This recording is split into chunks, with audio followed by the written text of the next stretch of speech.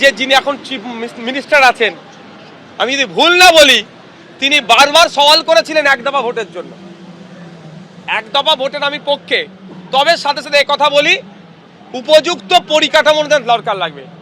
নাহলে সকাল 6-7টা থেকে ভোটার লাইন হবে, এক দফা ঘোষণা করে দিয়ে বেলা 10টা ইভিএম মেশিন পৌঁছাচ্ছে, ও কাজ না হয়। পর্যাপ্ত পরিমাণে ফোর্সও দিতে হবে, সেই ফোর্সের কি অ্যারেঞ্জমেন্ট করতে পারবে?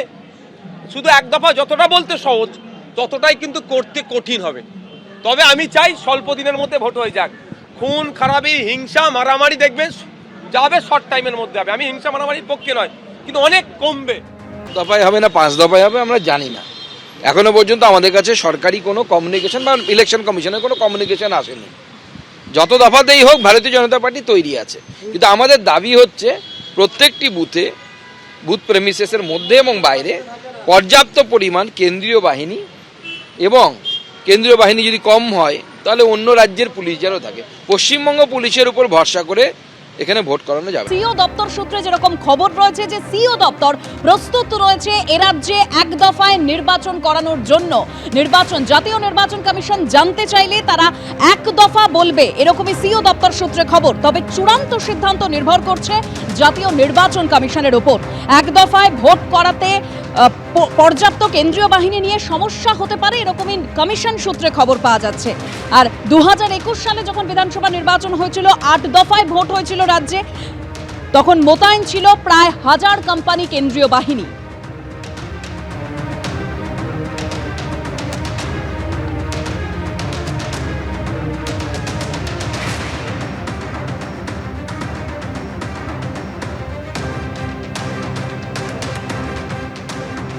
আজ এসআইআর এর শুনানির শেষ দিন। হারোয়া বিডি অফিসের ছবি আপনাদের সামনে রাখবো, যেখানে তুমুল ভিড়। অন্যদিকে মিনাখা বিধানসভায় 2টি বুথে শুনানির জন্য হাজির বহু মানুষ, একেবারে লম্বা লাইন, সেই ছবি আপনারা দেখতে পাচ্ছেন। আর রোজ ডে উপলক্ষে হাজির হওয়া ভোটারদের গোলাপ, কেক, জলের বোতল বিলি করলো তৃণমূল। গোলাপ, কেক, জলের বোতল বিলি তৃণমূল নেতা আব্দুল খালেক মোল্লা।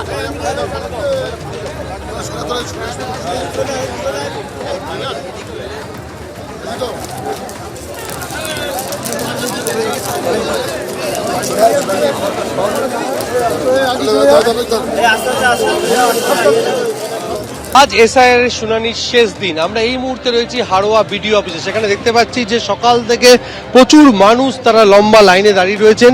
কাউকে একাধিকবার ডাকা হয়েছে এবং প্রত্যেকে হয়রানির শিকার হচ্ছেন, এমনটাই অভিযোগ। কথা বলে নেবো যারা দাঁড়িয়েছেন, আপনাকে কতটা সমস্যায় পড়তে হচ্ছে? সমস্যা অনেক, হয়রানির মধ্যে পড়েছি। হিয়ারিংয়ে বারবার ডাক করছে কাগজপত্র থাকা সত্ত্বেও।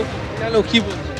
বলছে কমিশনার নোটিশ পাঠিয়েছে যে 6 ভাই বোনই, এর কারণে নোটিশ দিয়েছে, নথিপত্র সব কিছু আছে, তাও এত মানুষের হয়রানি। আমাদের খালেকবাবু যথেষ্ট। কত দূর থেকে? আমি এসছি সাহেরাবাদ থেকে। আজকে শুনানির শেষ দিন। আজকে আমরা এই মুহূর্তে দেখতে পাচ্ছি যারা আধিকারিক তারা ব্যস্ত রয়েছেন। লগিং ডিসপেনশন, হ্যাঁ, না নাম মিস্টেক, হয়তো আকার ইকার এরকম, এছাড়া অন্য কিছু নয়। অনেকে দেখা যাচ্ছে একাধিকবার। না এরকম জায়গায় এখানে নেই। এরকম মোটামুটি নামের ভুলের জন্য ডাকা হয়েছে, এক বা একাধিক নয়। আমার প্রথমবার বিএলওর কাছে সাবমিট করতে হয়েছে, তারপরে আমি সব ডকুমেন্টস দিয়েছি, জন্ম সার্টিফিকেট, মাধ্যমিক পাস সার্টিফিকেট, মাধ্যমিক অ্যাডমিট সব দিয়েছি, আদার্স ডকুমেন্ট যা আছে সব দিয়েছি, কিন্তু তার প্রথমবার বিএলওর কাছে জমা দিয়ে ফিরে এসছে। দ্বিতীয়বার ফের হিয়ারিংয়ে ডাকা হয়েছে, হিয়ারিংয়ে সকালে এসে বিকাল 4টের সময় মানে এখান থেকে আমরা ফিরছি। আজকেও ডেকেছে, এবং এটা সম্পূর্ণ বিজেপির চক্রান্ত। আজকে কেন বারবার ডাকছে, বলছে তোমার সমস্যা আছে, কি সমস্যা সেটা বোঝাতে হবে। আর আমাদের এইভাবে হয়রানি করাটা বিজেপির একদম উচিত হয় না।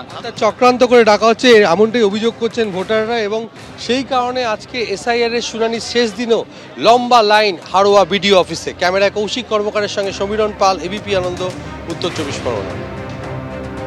যে ছবি আমাদের প্রতিনিধি সমীরণ তুলে ধরলেন, একেবারে এসআইআর শুনানির শেষ দিনে হারোয়া বিডি অফিসে তুমুল ভিড়। মিনাখা বিধানসভার 2টি বুথেও শুনানির জন্য হাজির হয়েছেন বহু মানুষ। স্থানীয়রা কি বলছেন শোনাবো। তোমাকে বলছে তোমার বাবার সাথে তোমার বয়সের ডিফারেন্স, 15 বছরের, কিন্তু আমরা তো অনেক আগেকার ভোটার, আমাদের তো ডিফারেন্স হতেই পারে। আগেকার মানুষ তো তোমার অত, আমাদের বেলায় তার জন্ম সার্টিফিকেট ছিল না, আন্তাবড়িয়াটা সার্টিফিকেট দেওয়া হয়েছিল। এটা চক্রান্ত, বিজেপির চক্রান্ত। আমরা 4 ভাই, আমাদেরকে 6 ভাই করে দিয়েছে নির্বাচন কমিশন। সাধারণ মানুষের যা হয়রানি করছে, 6 ভাই কেন করেছে আমরা তো কারণ জানতে পারছি না। কারণটা দিয়ে দেওয়া উচিত ছিল, যে নোটিশ দিয়েছে সেই নোটিশে কারণটা দিয়ে দেওয়া উচিত ছিল। আমাদের 4 ভাই আরও 6 ভাই কেন, আরও 2 ভাই কারা, তাদের নাম এবং এপিক নম্বরটা দেওয়া উচিত ছিল। কেন সাধারণ মানুষ আজকে ধোঁয়াশার মধ্যে আছে। এই যে হিয়ারিং করছে নির্বাচন কমিশন, খুব একটা বাজে কাজ। আমাকে একবারই ডেকেছে, আমি হিয়ারিং করেছি, কিন্তু আমরা তো 4 ভাই, কিন্তু 6 ভাই করলো কীভাবে? আমাদের আর 2 ভাই কোথার থেকে আসলো? এ তো নির্বাচন কমিশনকে জবাব দিতে হবে। এবিপি আনন্দ, এগিয়ে থাকে, এগিয়ে রাখে।